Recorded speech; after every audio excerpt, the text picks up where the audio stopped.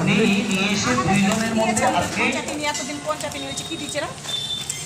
এই মঞ্চে কিন্তু কিছু আলোচনা না রাখলে কেমন হয়, তাই না বাবা? চলো আমি ভিডিও করি। মেলা ফাঁকা এখন, মেলা লাগেনি হতো বলো। তাহলে আজকে দুটো ভাবধারা কি হবে গান, একদিকে হবে ভক্ত ভক্ত, অপরদিকে হবে ভগবান।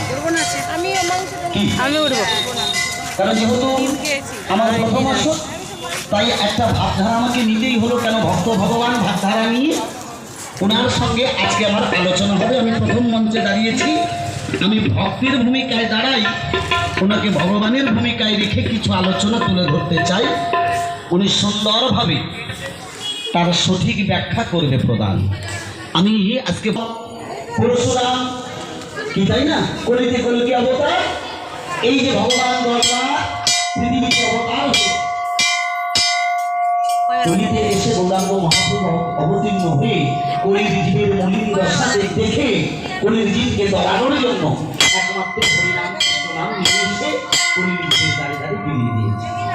তাহলে ওনাকে আজকে সেই ভগবানের ভূমিকায় রেখে আমি ভক্ত হয়ে সভামধ্যে দাঁড়িয়ে কয়েকখানা সর্বপ্রথম জিজ্ঞাসা রাখতে চাই।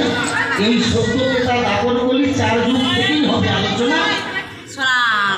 উনি অবশ্যই সুন্দরভাবে তার সঠিক ব্যাখ্যা সমাধান করবেন প্রদান। তাহলে প্রথম মঞ্চে দাঁড়িয়েছি আমি, সত্তর যুগটা ছেড়ে দিয়ে ত্রেতালীলা থেকে শুরু করে আজকের আলোচনা যেগুলো সেই জায়গায় দাঁড়িয়ে মহাজনজি বলছে। তাহলে ত্রেতা যুগে রামচন্দ্র ভগবানজি ওমা 4 অংশে বিভক্ত হয়েছে, রাম লক্ষ্মণ ভরত শত্রুঘ্ন। আমরা রামায়ণের পাতায় যা দেখতে পাই, রামায়ণের পাতায় যা দেখতে পাই, রামচন্দ্র ভগবান অবতার হয়েছে ঠিকই, কিন্তু রামায়ণের পাতা খুলে আমরা বিভিন্ন রকম চিন্তাধারা আমাদের মাথাতে আসে। কেমন?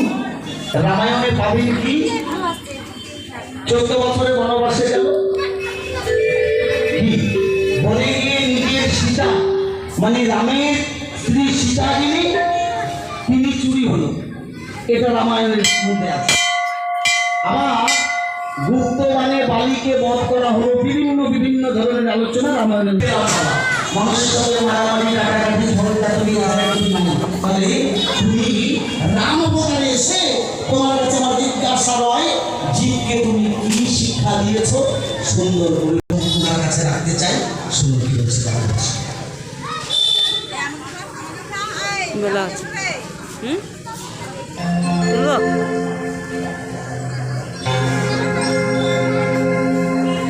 দাঁড়া দাঁড়া, শুনি চতুরাংশে সেই নারায়ণ ত্রেতায় হলো অবতার।